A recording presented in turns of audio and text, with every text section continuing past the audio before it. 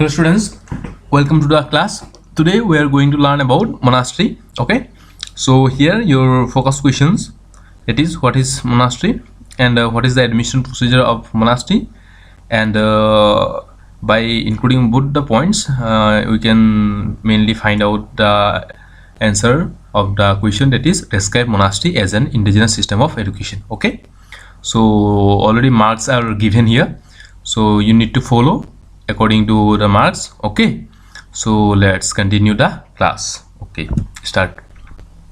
So first one, that is what is monastery. So monasteries are the educational centers for the Buddhist people.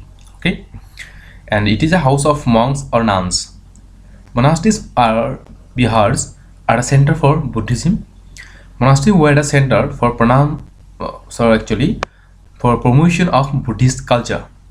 So monasteries are the educational institutions for the Buddhist people, and the Buddhist people will come to the monastery to have education, and the monks of the monasteries provided education to the people of people or students or Buddhist people. And in these monasteries mainly focus on promotion of Buddhist culture, social ideology of Buddhism.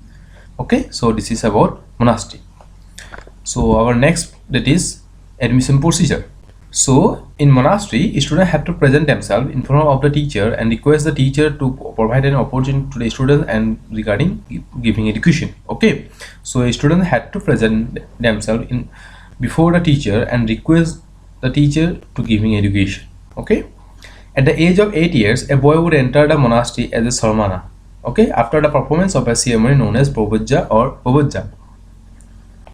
So we can found that at the age of 8 years, a student can enter to the monastery. Okay, and they can enter through the ceremony or initial ceremony known as Pavajja. Okay, and after entering the monastery, they are known as sarmana. Okay, they are considered as, they are named as sarmana. Okay, so this ceremony, the sarmana had to renounce all his worldly and family relationship, and he was to be permanent member of the Sangha for whole life. Okay, after this ceremony, the students need to go through renounce. That means the people will not need to come under the contact of his family member or any relationship, and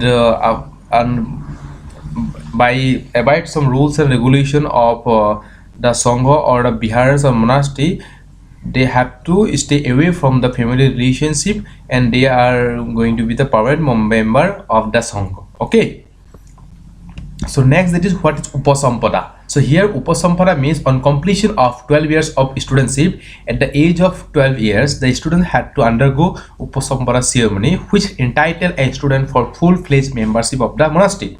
Okay, so after completing of 12 years of studentship in the monastery, the students at the age of 20 years, they had to undergo with the very special ceremony, it is known as UPASAMPADA ceremony, which entitled a student for full-fledged membership of the monastery. Okay, so after having or after completing 12 years of education, they had to undergo with this ceremony, and after that they are known as the full-fledged members of the monastery. Okay, so from Samana to they are considered as monk.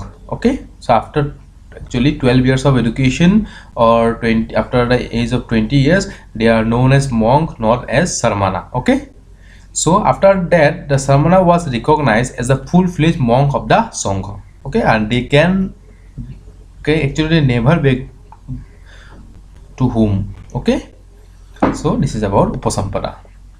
So here the main aim of monastery. So the main aim of monastery is to attain salvation or nirvana.